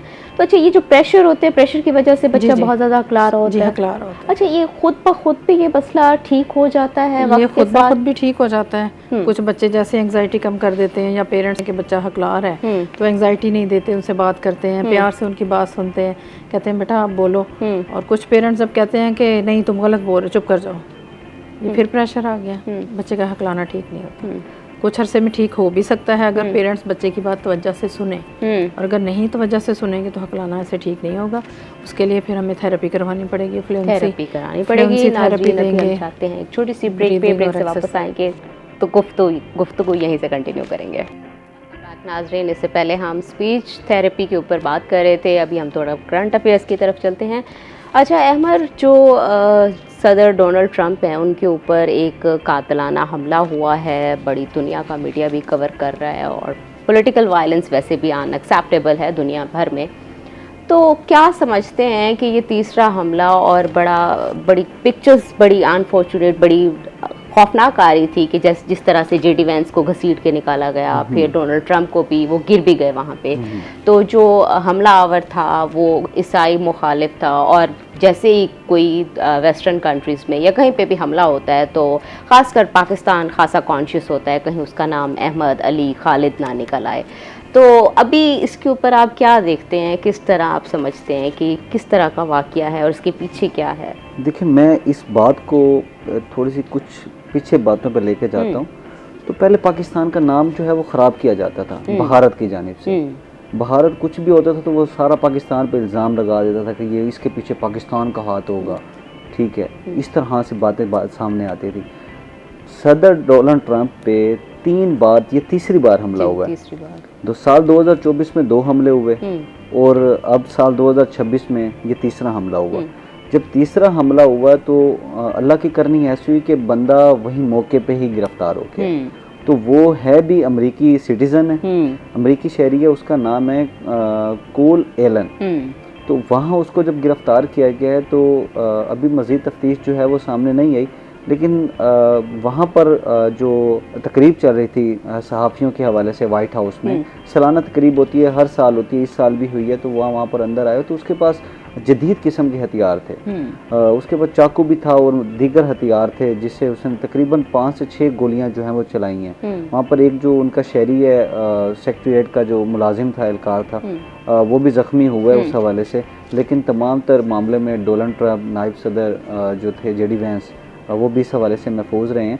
लेकिन सबसे बड़ी बात यह है कि भारत को फिर एक बार मुंह की खानी पड़ गई है, क्योंकि भारत की जानिब से तो ये जैसे ही उन पर हमला हुआ तो भारत की जानिब से ये बदनाम करने की कोशिश की गई थी कि हो सकता है ये पाकिस्तान ने या ईरान ने कुछ भी इस तरह से उन पर हमला करवाया हो। लेकिन मैं समझता हूँ पाकिस्तान अपने मुल्क में भी अमन चाहता है और पूरी दुनिया में अमन चाहता है। पाकिस्तान के हवाले से पाकिस्तान आर्मी भी यही चाहती है, और पाकिस्तान के जो हुक्मरान हैं तमाम जमातों के, मैं समझता हूँ कि वो यही चाहते हैं कि पाकिस्तान में भी अमन हो और पूरी दुनिया में अमन हो। पूरी दुनिया में अमन हो और पाकिस्तान में भी अमन हो। पाकिस्तान डेफिनेटली, पाकिस्तान ने जिस कदर दहशतगर्दी का मुकाबला किया है, हमसे ज़्यादा अमन की अहमियत कोई और नहीं जानता होगा। मैडम अच्छा, थोड़ा सा ये भी बताएं कि जो हकलाने वाला इशू है ये मुकम्मल तौर पर ख़त्म भी हो सकता है या बस इसको कंट्रोल किया जा सकता है कुछ हद तक? मुकम्मल तौर पर ख़त्म हो सकता है। अच्छा, अगर तवज्जो से, प्यार से हम बच्चे की बात सुने और बच्चे का जो इंटरेस्ट हो उसे वही बनने दिया जाए। छोटे बच्चे जैसे बोलते हैं तो माएँ समटम कहती हैं कि तंग ना करो, जाओ। तो नहीं, बच्चा जब भी बात करे तो माँ को चाहिए कि उसकी बात सुने। जी बेटा बताओ क्या चाहिए, क्या लेना है, क्या खाना है। तो जब बच्चे को थेरेपी देते हैं, इसमें हम फ्लुएंसी टेक्निक यूज़ करते हैं, मिरर टेक्निक्स यूज़ करते हैं, बच्चे को कॉन्फिडेंस देते हैं। उसे कहते हैं बेटा आपने रोज़ रीडिंग करनी है, उर्दू का एक पैराग्राफ 10 टाइम्स पढ़ना है। ब्लोइंग एक्सरसाइज देते हैं, ब्रीदिंग एक्सरसाइज देते हैं, और बच्चे को जब कॉन्फिडेंस देंगे तो डेफिनेटली बच्चा ठीक हो जाएगा। अच्छा मैडम, इसमें ये भी बता दें, जो माशरे में हकलाने वाले बच्चों का मजाक उड़ाया जाता है, तो मजाक उसके नहीं ऊपर उड़ाना आप चाहिए। छोटा सा मैसेज शेयर करें। मजाक नहीं उड़ाना चाहिए, मजाक उड़ाएंगे तो बच्चे लैक ऑफ कॉन्फिडेंस का शिकार हो जाएंगे, वो पढ़ाई में भी पीछे चले जाएंगे, उनकी स्टैमरिंग कवर नहीं होगी। तो देखिए, मसला तो कहीं भी किसी को भी हो सकता है। तो स्टैमरिंग वालों का क्लास में भी मजाक उड़ाया जाता है, घर में भी बच्चे कहते हैं ये तो तोतला है, अकलाता है ये, तो ऐसे नहीं करना चाहिए। उनके साथ ठीक से बोलना चाहिए, उनकी बात वजह से सुननी चाहिए, और आपका थोड़ा सा टाइम देना उन बच्चों की बेहतरी की तरफ जा सकता है, उनकी स्टैमरिंग ख़त्म हो सकती है। अच्छा, तो मैडम ये भी बताएं, वालिदैन असातिज़ा को ऐसे बच्चों को कैसे डील करना चाहिए, खासकर जो टीचर्स होते हैं वो किस तरह प्यार से डील करना चाहिए। और जो स्पेशली स्टैमरिंग के बच्चे होते हैं, टीचर को चाहिए कि रोज़ उनसे सबक सुने। ओके, डेली हर टीचर, हर क्लास का टीचर, हर सब्जेक्ट का टीचर उससे बात करे, उससे सुने, हौसले से, और कहे कि हाँ हाँ ठीक है, आप अच्छा पढ़ रहे हो, आप ठीक कर रहे हो, आप कर सकते हो, आप कर सकते जब हम प्रेज देंगे, पॉजिटिव रीइंफोर्समेंट देंगे, तो बच्चा अच्छा काम करेगा। बच्चा अच्छा काम करेगा। कोशिश करें ऐसे बच्चों को अप्रिशिएट करें ताकि उनका कॉन्फिडेंस बढ़े। अभी हम आपका शुक्रिया अदा करते हैं मैडम, आपने बहुत हमें टाइम दिया है अपना कीमती, और अहमद आपका भी बहुत बहुत शुक्रिया, आपने हमें टाइम दिया है। अभी हम जाते हैं ब्रेक पे, ब्रेक से वापस आएंगे तो नए मेहमानों से आपका तारुफ करवाएंगे, हमारे साथ रहिएगा। वेलकम बैक नाज़रीन। इससे पहले हम स्पीच के ऊपर बात कर रहे थे और करंट अफेयर्स के ऊपर बात कर रहे थे, अब थोड़ी सी बात फ्रूट्स के ऊपर भी कर लेते हैं, क्योंकि ज़िंदगी में बहुत ज़्यादा इम्पॉर्टेंट होते हैं फ्रूट आपकी सेहत के लिए, क्योंकि फ़्रूट का इस्तेमाल बहुत ज़रूरी होता है। और इस तरह की काफ़ी सारी रील्स और मीम्स भी बनती हैं कि उनकी किस्मत बहुत अच्छी होती है जिनका खरबूजा मीठा निकल आता है। तो कभी कहते हैं कि खरबूजा खरबूजे को देख के रंग पकड़ता है, तो आज भी हम भी बात करेंगे खरबूजे के ऊपर कि किसका खरबूजा कब मीठा निकलता है। तो इस पर हमारे साथ बात करने के लिए हकीम इकबाल बलोच मौजूद हैं। सर, वेलकम करते हैं आपको शो में। शुक्रिया। कैसे हैं सर? अल्हम्दुलिल्लाह, बिल्कुल ठीक हूँ। अच्छा सर, खरबूजा जो है उसकी ख़रीदारी में भी बहुत सारे मसाइल का सामना होता है लोगों को, और ये भी नहीं आइडिया हो रहा होता कि कौन सा खरबूजा मीठा निकलेगा। तो सर, ये हम कैसे आइडेंटिफाई करेंगे? सबसे पहले तो ये बताएं कि खरबूजा मीठा कौन सा वाला होता है? एक्चुअली ऐसा है कि खरबूजा मीठा निकलने के लिए ये किस्मत की बात है, लेकिन इसकी जो जिल्द है ना, उससे इसको पहचान इसकी की जा सकती है। तो दूसरा ये है कि इसके अंदर वज़न होना चाहिए कदरे, कि वज़न इसलिए कि उसमें पानी, और फिर इसके साथ उसकी जो है ना, जो खुशबू है वो बता देती है कि ये पक्का हुआ मीठा खरबूजा है। तो उसको इस्तेमाल करने से जो है ना, वो दिल को भी अच्छा लगेगा और खाने में भी फ़र्क देगा, वो मैदे की भी इस्लाह करेगा और भूख भी मज़ीद बढ़ाएगा। इसके बहुत सारे, चूँकि ये पहचान के साथ साथ अपने बहुत सारे तिब्बी फ़वाइद भी रखता है, और अल्लाह तबारक व तआला ने हमें ये बहुत बड़े हमारी ज़िंदगी में जहाँ दूसरी ग़िज़ाएँ हमें अता की हैं, वहाँ इन फल फ्रूटों की भी बड़ी अहमियत है, और ये हमें वक्तन फ़वक्तन अपने खाने के साथ साथ इनका इस्तेमाल करते रहना चाहिए, ताकि हम सेहतमंद भी रहें और तमाम बीमारियों से भी बचे रहें, और क़ुव्वत मदाफ़ियत भी हमारी बेहतर रहे। क़ुव्वत मदाफ़ियत भी हमारी बेहतर है। अच्छा, इससे ये भी कहा जाता है कि जो खरबूजा आप भी बता रहे हैं कि जो उसकी जिल्द होती है वहाँ से अंदाज़ा लगाया जाता है। कुछ लोगों का कहना होता है कि जिल्द के ऊपर स्क्रैचेस आए हुए हो तो खरबूजा बड़ा मीठा होता है। जी, स्क्रैचेस इसलिए भी आते हैं कि एक तो उसकी मिठास, फिर दूसरा ये कि मौसम की सख्त की वजह से, समझे, जो ज़मीन पे पड़े रहने से, ये चूँकि रेतले इलाके में पैदा होता है ज़्यादातर, और नीचे की ज़मीन भी गर्म होती है, ऊपर सूरज की शुआएं भी उसके ऊपर पड़ रही होती हैं, तो जब इसके अंदर मिठास ज़्यादा हो जाती है तो फिर ये फटना शुरू हो जाता है, इसमें स्क्रैचेस आना शुरू हो जाते हैं। तो ये भी एक उसका पहचान का एक अंदाज है। लेकिन इस बात का ख्याल रखा जाए कि वो गला सड़ा हुआ ना होना चाहिए, तो वो सेहतमंद हो, सही हो, और क्योंकि जब मिठास उसके अंदर पड़ती है तो उसके अंदर बाकी दूसरी जो हमारी ज़मीन के अंदर पैदा होने वाली जो हशरात होते हैं, वो चींटियाँ, इस तरह की चीज़ें, वो भी उसको ज़ाहिर है कि उसकी मिठास को वो भी पसंद करते हैं, तो वो उसके ऊपर नहीं होनी चाहिए, वो उसके ऊपर नहीं होनी चाहिए। अच्छा सर, ये भी बताएं साथ में कि इसके तिब्बी फ़वाइद क्या क्या हैं खरबूजे के, और इसको मतलब किस तरह इस्तेमाल करना चाहिए? बहुत सारे लोगों का कहना होता है कि इस टाइम नहीं खाना चाहिए, इस टाइम खाना चाहिए। जी बिल्कुल, जहाँ खरबूजा हमें खाने में खुशनुमा लगता है, वहाँ पे ये हमें सेहत के हवाले से भी बहुत सारे फ़वाइद पहुंचाता है हमारे जिस्म के अंदर। सबसे पहले तो ये है कि ये भूख बढ़ाता है। अच्छा, भूख और इसके अंदर मैं आपको बता दूं कि ये जो है 85% से तकरीबन 90% तक इसके अंदर पानी है। और पानी की मिकदार इतनी ज़्यादा होने की वजह से ये हमारे जिस्म को डिहाइड्रेशन से बचाता है और लू तपिश से बचाता है। जब ये हम इसको इस्तेमाल करते हैं तो फिर ये मैदे की जलन, मैदे की तेज़ाबियत, एसिडिटी को कम करता है और वहाँ जो है अपना जिस्म को एपिटाइज़र के तौर पे ये काम करता है और हाजमे के निज़ाम को हमारे बेहतर करता है और इसी तरह नींद भी लाता है। भूख लाने के साथ साथ हमारे जिस्म में ये चूँकि इसके अंदर फाइबर की काफ़ी मिकदार मौजूद है तो ये हमारे मैदे की आंतों को भी इसके अंदर अगर किसी किस्म की कोई ऑब्स्ट्रक्शन हो तो उसको भी दूर करने में मुआविन और मददगार होता है। मुआविन और मददगार होता है। अच्छा सर, ये भी बताएं साथ में इसमें कौन कौन से विटामिन्स होते हैं जो बॉडी के लिए इसके अंदर विटामिन सी मौजूद होता है काफ़ी मिकदार में, मैग्नीशियम इसके अंदर मौजूद है और इसके अंदर आयरन की मिकदार भी मौजूद है और इसके अंदर पोटाशियम भी मौजूद है।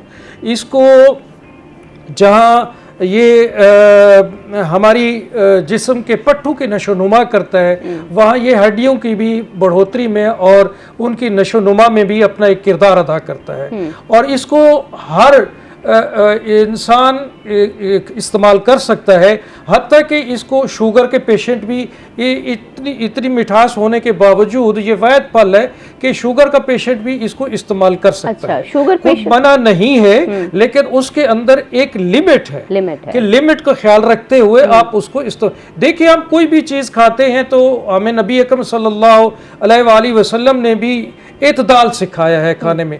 और खरबूजा नबी अकरम सल्लल्लाहु अलैहि वसल्लम को भी बहुत पसंद था और आप सल्लल्लाहु अलैहि वसल्लम खरबूजे को खजूर के साथ खाया करते थे।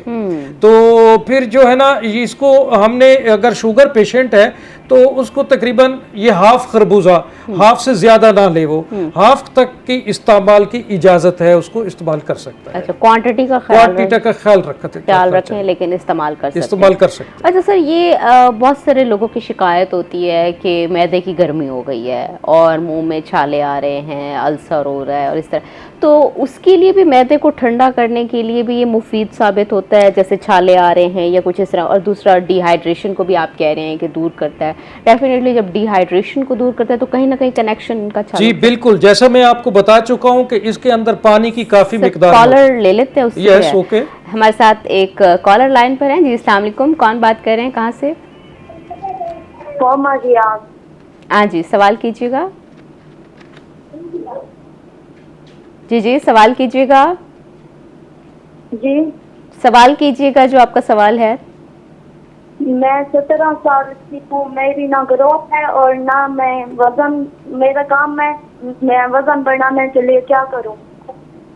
ठीक है, थैंक यू, आपका आ गया सवाल। जी सर। जी, वो वज़न बढ़ाना चाहती हैं तो खरबूजा जहाँ हमें बाकी फ़वाद पहुँचाता है, ये कमज़ोर लोगों के लिए भी इंतहाई मुफीद है। ये ऐसे अफराद जिनका वज़न कम है, जिनकी नशोनुमा कम है, बढ़ोतरी नहीं हो रही, तो उनको भी खरबूजा इस्तेमाल करने से उनका वज़न भी बढ़ सकता है और वो लोग मोटे भी हो सकते हैं। जो पतले कमज़ोर लोग हैं तो ये वाहिद फल है जो जिस्म को फरबा करता है। जहाँ ये फरबही लाता है वहाँ ये चेहरे की रौनक को भी बढ़ाता है, नशोनुमा भी करता है, इसके छिलका भी इसमें अहम किरदार अदा करता है। अच्छा। और दूसरा ये है कि ये खून भी बढ़ाता है। जब खून बढ़ेगा तो उसके नशोनुमा बेहतर होगी और भूख लगेगी। जब ये एपिटाइजर के तौर पे काम करता है तो भूख बढ़ेगी, भूख बढ़ने के साथ साथ उसका वजन भी बेहतर होगा और जब वजन बेहतर होगा तो इनकी ये कमजोरी दूर हो जाएगी।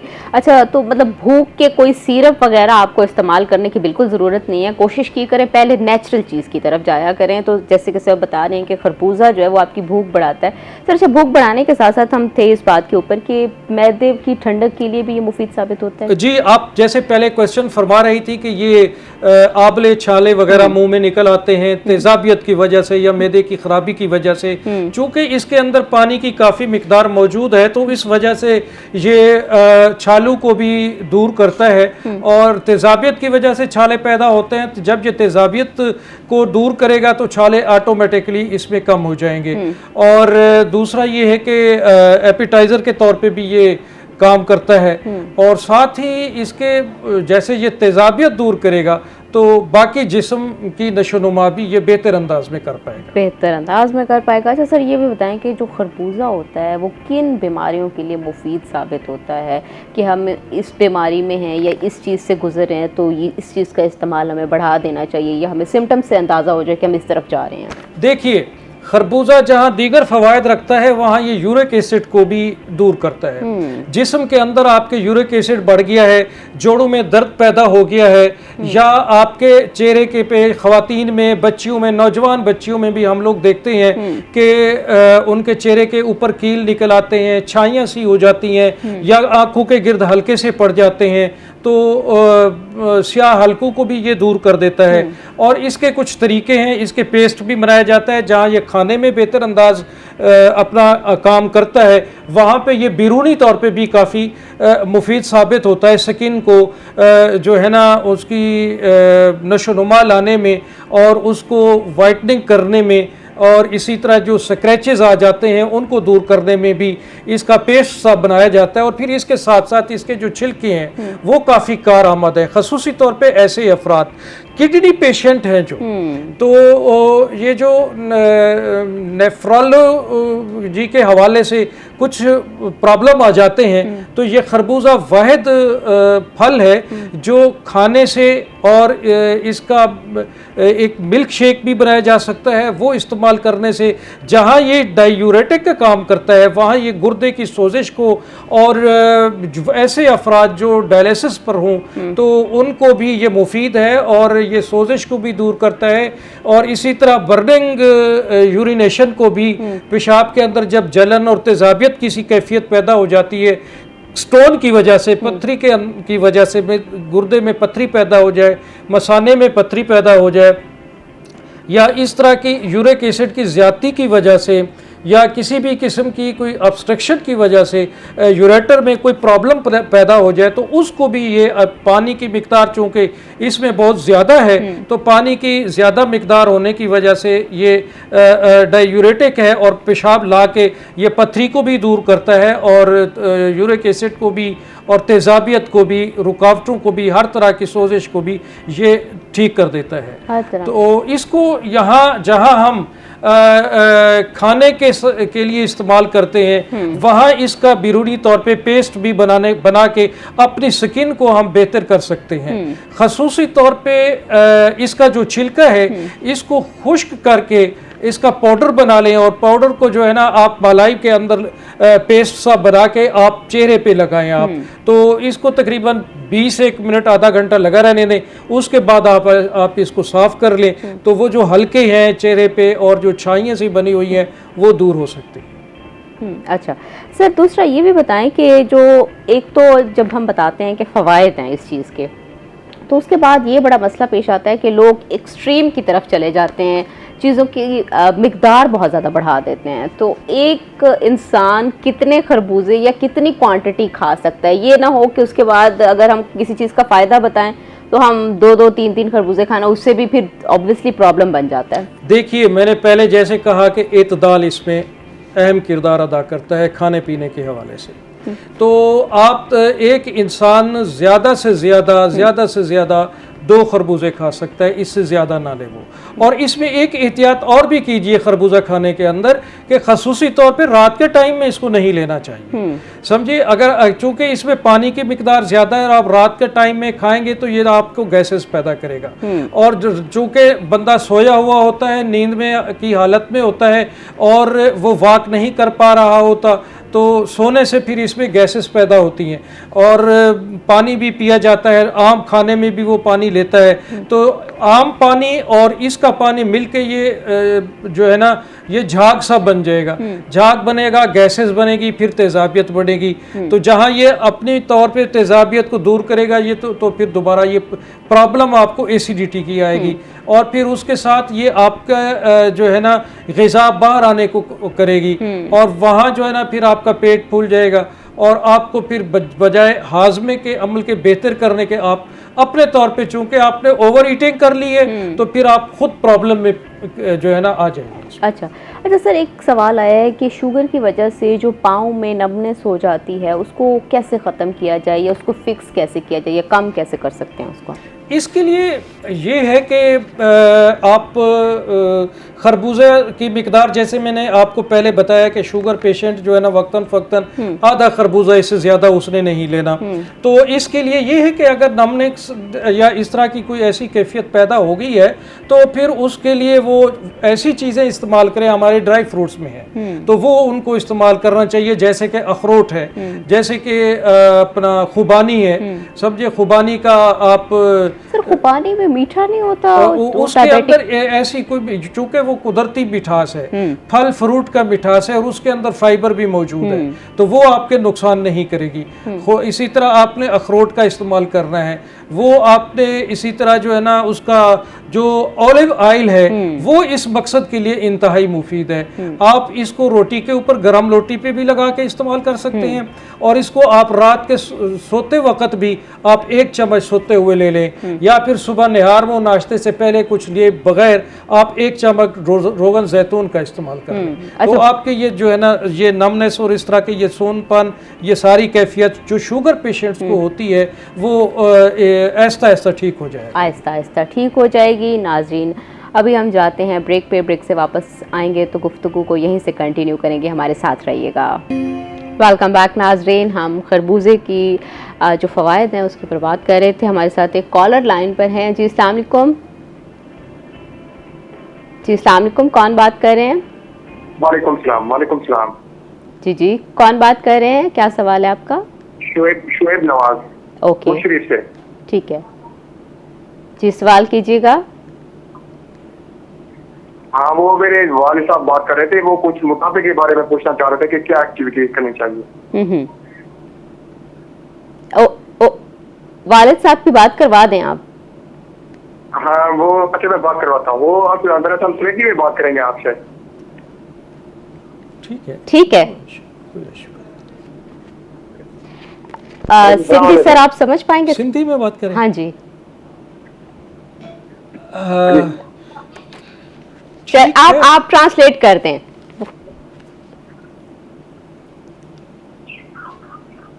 सर आप ट्रांसलेट कर लें जैसे वो कर रहे हैं मेरे वालिद साहब। जी वालेकुम।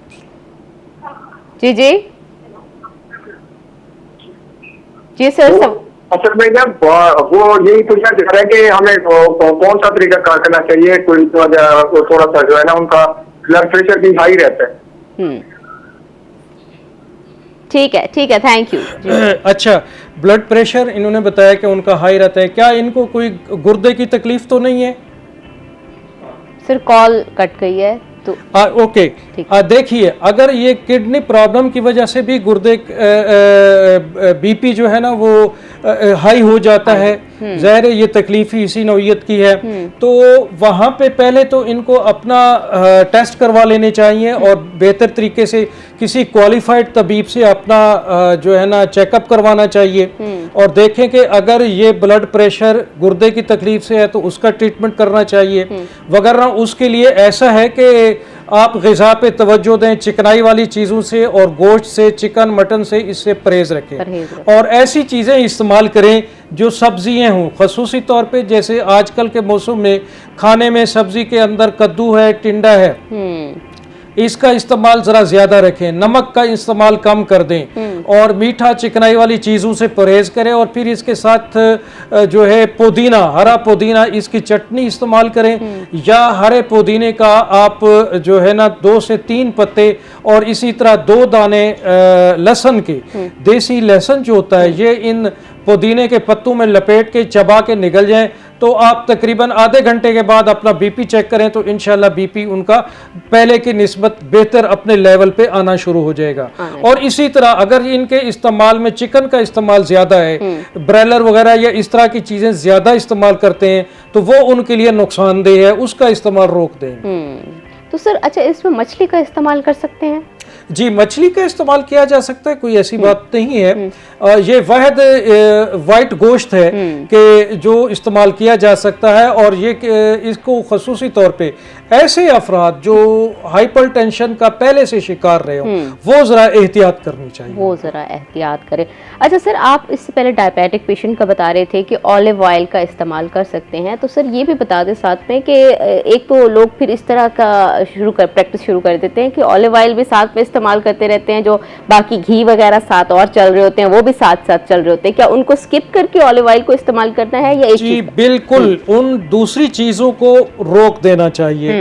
और अगर इंसान अपनी सेहत के हवाले से कॉन्शियस है और उसको अपनी सेहत अजीज है तो हमेशा नेचर की तरफ आइए। ये जो आप जो है अपना बेकरी की चीज़ें या दूसरी जो चिकनाई वाली चीज़ें हैं, जो ऑयल है, जो ऑयल और बाजारी घी है, ये इंतहाई नुकसानदेह है।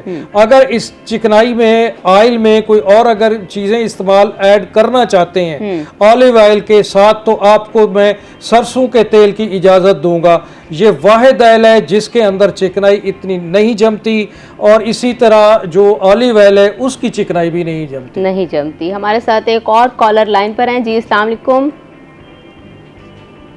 जी अस्सलाम वालेकुम, कौन बात कर रहे हैं?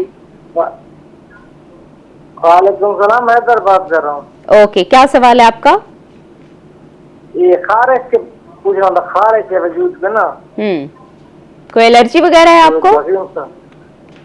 एलर्जी तो नहीं है, पहले में तो कभी नहीं हुई, अभी ये 1-2 महीना हो गए तो कौड़ा तेल भी इस्तेमाल करता हूँ, और दर्द के लिए सिरप के लिए छोड़ जाती, फिर हो जाती है। ठीक, इसके बारे में पूछना डॉक्टर साहब से। ठीक है, थैंक यू जी सर। देखिए, हम चूंकि आज एक फ्रूट के ऊपर गुफ्तगू कर रहे हैं, आज का ये टॉपिक नहीं है, लेकिन मैं इनके क्वेश्चन का जवाब दिए देता हूँ ठीक है। इनकी हौसला अफजाई के लिए।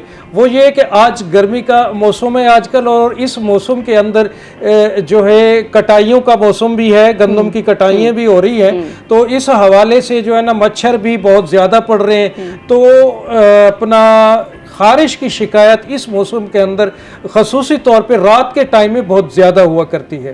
तो ये लोग चूँकि बता रहे हैं कि हम ऑयल भी इस्तेमाल करते हैं तब भी फ़ायदा नहीं हो पा रहा, तो हो सकता है अंदरूनी तौर पे इनको किसी किस्म की जो है ना इन्फेक्शन मौजूद हो, तो उसके लिए ये बेहतर अपनी डायग्नोज करवाएं, फिर ट्रीटमेंट कराएं।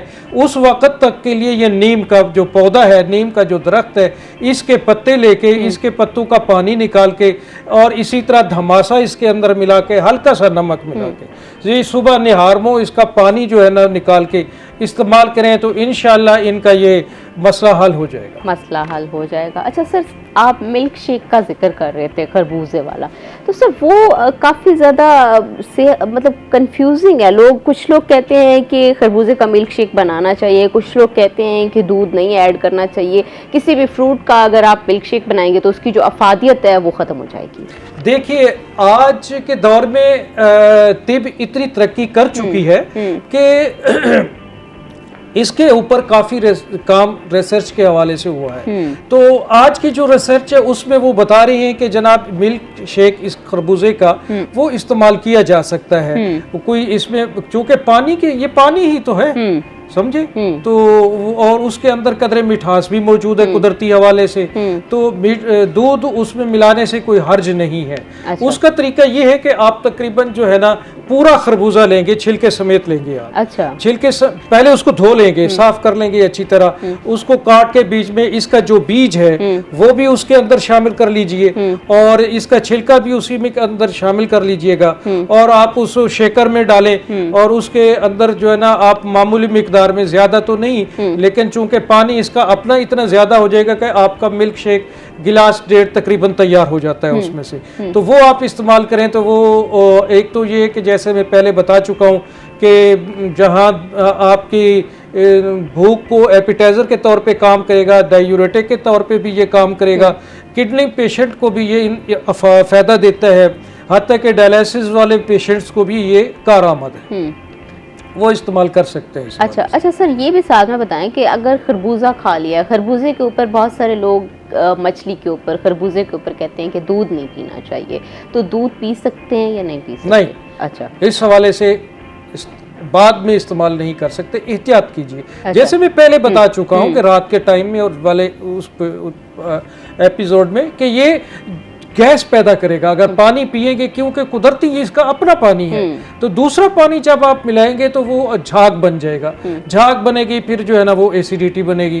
तो इसके लिए जो है ना ज़रा एहतियात की जानी चाहिए। अच्छा सर, ये भी एक कॉन्सेप्ट पाया जाता है, क्योंकि अक्सर तरबूज के ऊपर, खरबूजे के ऊपर बाद में पानी पीने से जैसे रोका जाता है, तो वो अक्सर औकात देखने में मिलता है कि लोग इसको रात को खा लेते हैं और कहते हैं कि रात को हम खाने के बाद सो जाते हैं क्योंकि पानी नहीं पीना पड़ता, तो हमें एक्यूरेट टाइम लगता है कि रात वाला। तो इसका सही टाइम कौन सा? देखिए, तरबूज का खाने का सही टाइम जो है वो निहार मुँह है। अच्छा, बतौर आप नाश्ता उसको इस्तेमाल करें।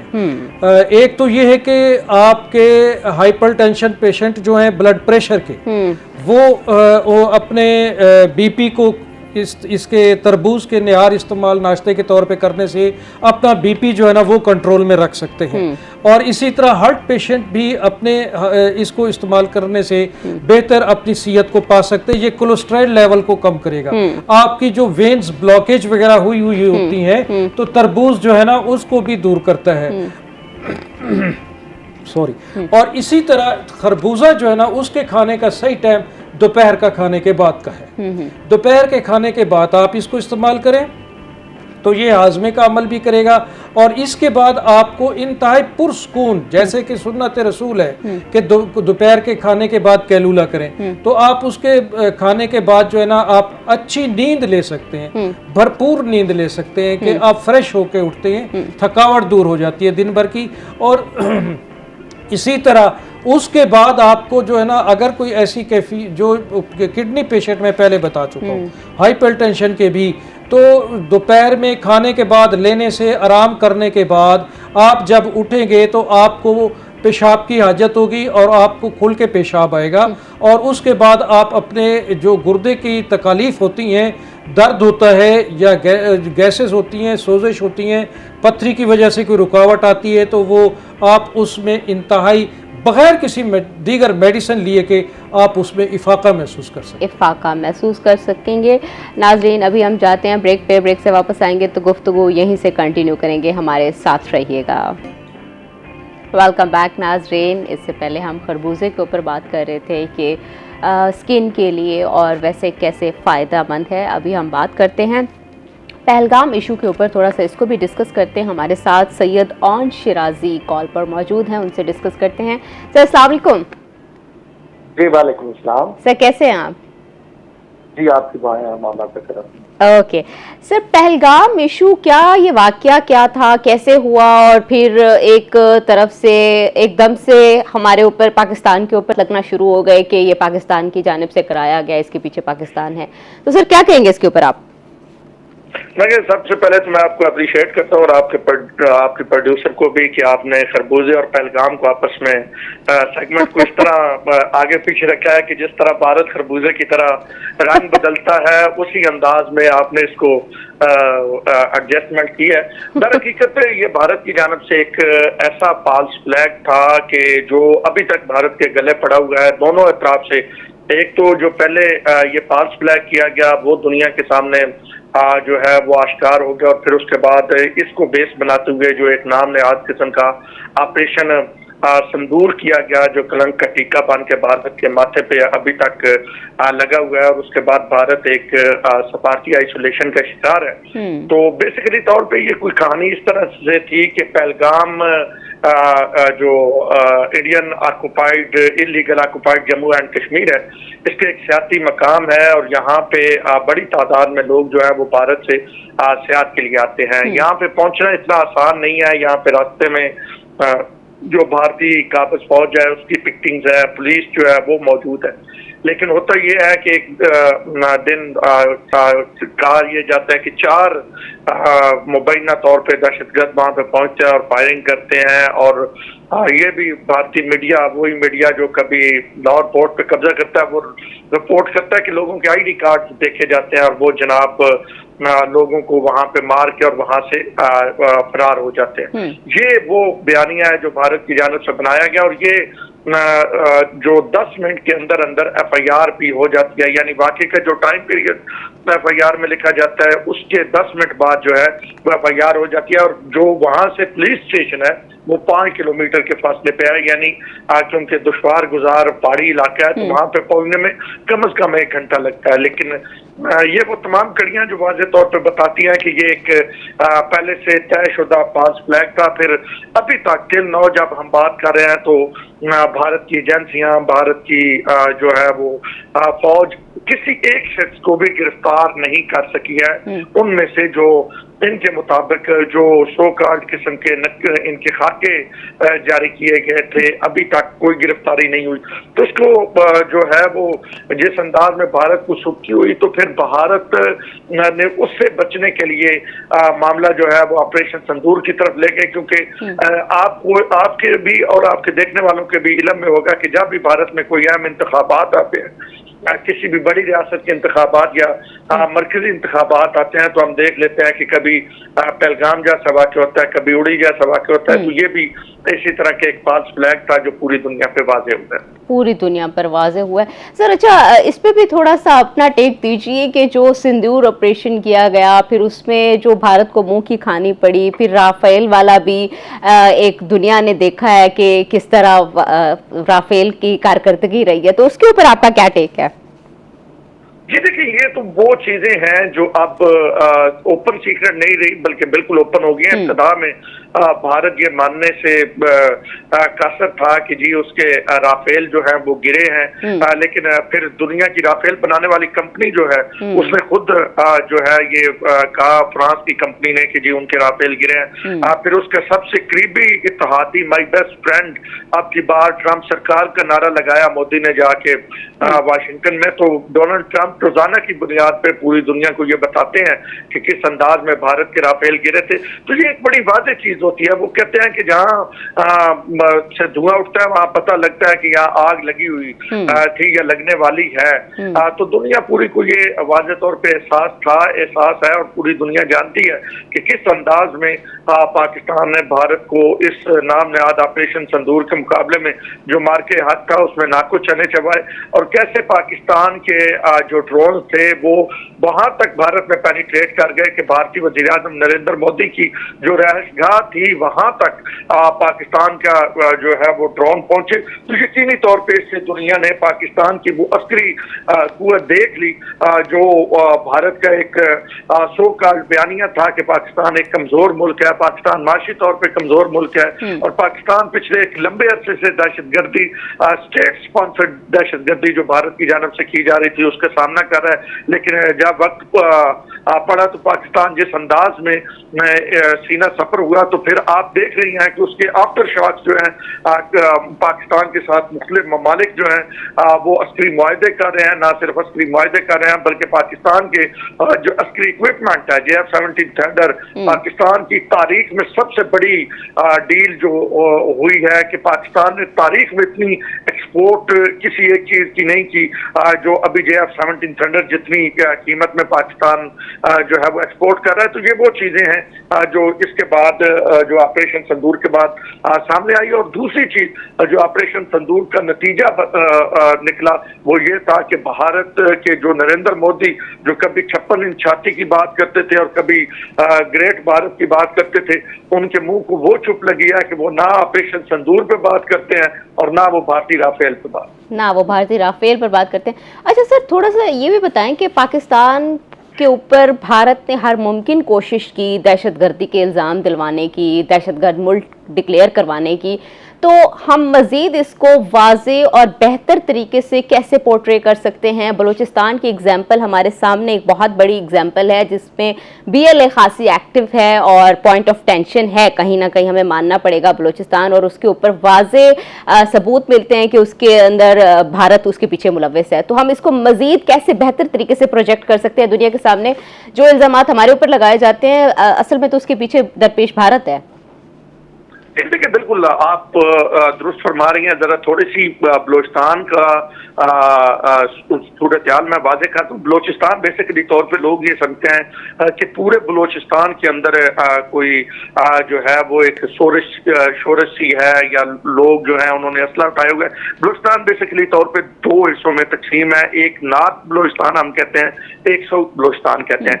नॉर्थ बलूचिस्तान में पश्तून आबादी है तकरीबन 33%, और जो साउथ बलूचिस्तान है इसमें बलोच आबादी जो है वो 34% है, 34 से 37% है, और साथ में 16% इधर बराबरी आबादी भी है। तो यानी पूरी बलूचिस्तान की अगर मजबूरी तौर पे बात करें तो तकरीबन 37 से 38% बलूचिस्तान में आबाद है, जिनकी तादाद 50 लाख बनती है, और तकरीबन 50 लाख ही बलोच पाकिस्तान के दीगर हिस्सों में आबाद है, जिनमें 40 लाख बलूचिस्तान और कराची में है, सिंध में है, और 10 लाख पंजाब में है। तो यानी 1 करोड़ बलोच में से 50 लाख बलूचिस्तान में है और 50 लाख जो है मुल्क के दीगर हिस्सों में है।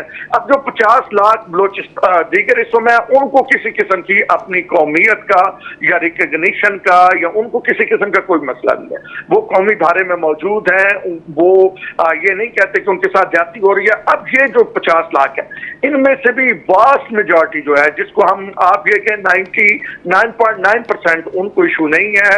अगर आप तुर्बत की बात करें तो जितना आपको तुर्बत वहां पे जो है वो डेवलप नजर आएगा, आपको पंजाब के शहर जितने डेवलप नजर आते हैं, या आपको जो पेशावर की बात करें तो इससे ज्यादा तुर्बत में डेवलपमेंट नजर आएगी। आपको यूनिवर्सिटी नजर आएंगी, आपको मेडिकल की सहूलियात, आपको उसके साथ साथ जो है वो कैडेट कॉलेजेस और रोड इंफ्रास्ट्रक्चर। तो बेसिकली तौर पे ये बयानिया बनाया गया कि जी बलूचिस्तान में हकूक नहीं दिए गए या बलूचिस्तान में कोई डेवलपमेंट का वर्क नहीं हुआ। अब जिस जानब आप इशारा कर रही हैं दहशतगर्दी, बिल्कुल जी, स्टेट स्पॉन्सर दहशतगर्दी जो है वो भारत मौजूद आपके सामने। दुनिया का हाजिर सरबस रा का एजेंट कमांडर कुलभूषण यादव जो है वो बलूचिस्तान से पकड़ा गया, और उसने सारा वाज़े तौर पे बताया कि किस अंदाज में वो रियासत की स्पॉन्सर दहशतगर्दी पाकिस्तान में करवा रहा था। अब बलूचिस्तान का जो मामला है वो यकीनी तौर पे उसके कुछ और भी कंटेक्स्ट हैं, क्योंकि बलूचिस्तान मादनियात से माला माल है। तो दुनिया की मुख्तलिफ होस्टाइल एजेंसी जो पाकिस्तान मुखालफ है वो यहाँ पे एक्टिव है, और भारत पूरी तरह जो है यहाँ पे एक्टिविटीज कर रहा है, और उन एजेंसीज के साथ भी मिलकर और पाकिस्तान मुखालफ एक वैसे ही भारत। ठीक है सैयद औन शिराजी, आपका बहुत बहुत शुक्रिया, आपने अपना कीमती वक्त दिया है। नाजरीन, अभी हम लेते हैं ब्रेक से वापस आएंगे तो गुफ्तगू को यहीं से कंटिन्यू करेंगे सर के साथ, हमारे साथ रहिएगा। वेलकम बैक नाजरीन। इससे पहले हम पहलगाम पर डिस्कशन कर रहे थे, अभी हमारे साथ हकीम इकबाल बलोच मौजूद हैं, उनके साथ खरबूजे पे भी थोड़ी सी डिस्कशन कर लेते हैं। सर अच्छा ये बताएं कि जो खरबूजा है वो वज़न बढ़ाने में या कम करने में कोई साबित होता है, किस तरह मददगार साबित होता है? एक कॉलर ले लेते हैं, उसके बाद आपसे जवाब लेते हैं। जी अस्सलाम वालेकुम, कौन बात कर रहे हैं और कहाँ से बात कर रहे हैं? आप टीवी की आवाज़ थोड़ी सी बंद कर लीजिए।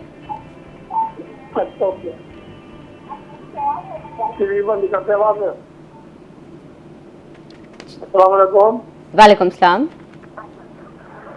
ये आपके पास साहब बैठे हैं, खरबूजे के बारे में बता रहे थे। जी जी जी, मैं इनसे तरबूज के बारे में पूछना चाहता था। ठीक है, क्या पूछना चाहते हैं? तो तरबूज कितना वैल्यू देता है, क्या किस चीज का वैल्यू देता है? ओके ठीक है, थैंक यू सर। खरबूजा और तरबूज, इसमें से कौन सा ज़्यादा फ़ायदेमंद है और कौन सा ज़्यादा बेहतर है? देखिए, आफादियत के लिहाज से दोनों अपनी अपनी जगह फ़ायदेमंद हैं सेहत के लिए। तो जहाँ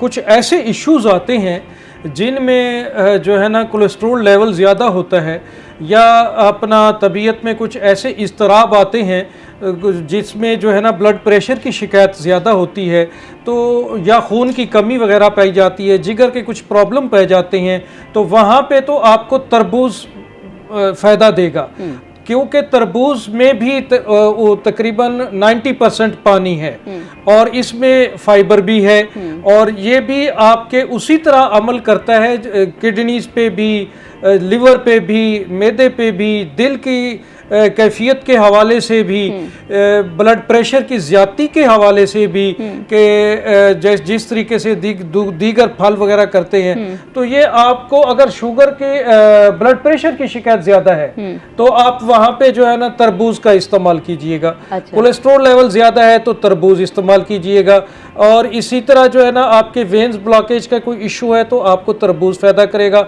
और इसी तरह आपका HB कम है, हीमोग्लोबिन लेवल कम है, आपके जो है ना खून के सुर्ख ज़रात में कमी है, तो वहाँ पे भी आपको तरबूज जो है फ़ायदा करेगा।